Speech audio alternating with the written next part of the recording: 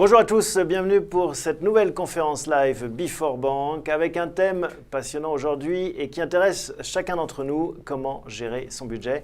C'est pour ça que je vous invite à nous poser toutes vos questions au cours de cette émission. Pour parler de ce beau sujet, deux invités, Elodie Toustou, journaliste spécialisée chez Mieux Vivre Votre Argent. Bonjour Elodie. Bonjour. Welcome back, vous avez vu lors d'une précédente émission et on va s'appuyer à nouveau sur votre expertise et vos précieux conseils. À vos côtés, Adrien Pigeot. Bonjour Adrien. Bonjour. Vous êtes consultant banque digitale chez Kappa Invest, un cabinet de conseil spécialisé dans ce monde de l'assurance et de la banque.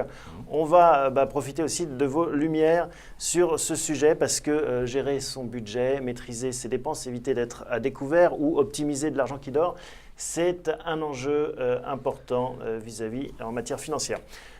Première question, Elodie, très simple. Est-ce que les Français gèrent leur argent? Est-ce qu'ils font des budgets? Alors, on n'a pas de chiffres précis sur ce point-là. Par contre, on a des chiffres sur les difficultés qu'ils peuvent rencontrer quand ils gèrent leur budget. Donc, on sait quand ils ne le gèrent pas. Ou quand ils ne le gèrent pas. Donc, c'est un raisonnement par défaut. C'est un raisonnement par défaut. Donc, on sait qu'il y a un quart des Français qui se retrouvent en dépassement au moins une fois par mois. Alors, évidemment, ça concerne souvent les gens qui ont des revenus modestes.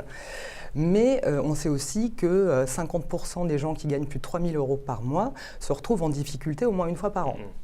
Donc c'est pas très étonnant en fait, ce que vous me dites, c'est que les Français en subordre ne gèrent pas énormément leur budget. Ils ont la réputation de ne pas avoir une culture financière très développée et on imagine que ça va dans le même sens. Parce qu'en effet, Adrien, il y a plusieurs catégories, plusieurs façons de gérer son budget. Il y a une façon qui est presque basique quand on n'a pas le choix, on n'a pas beaucoup de revenus, il faut éviter d'être dans le rouge, c'est moins drôle. Et puis il y a une façon peut-être un peu plus dynamique qui est, on a des revenus mais on ne s'y intéresse pas, on laisse stagner son argent et finalement on ne profite pas de cet argent qui dort. Oui, ce que disait Elodie, justement, c'est symptomatique, c'est qu'on a des clients aujourd'hui qui ont les revenus pour ne pas être dans le rouge, mais qui le sont quand même une fois par an parce que justement ils ne s'intéressent pas particulièrement au sujet.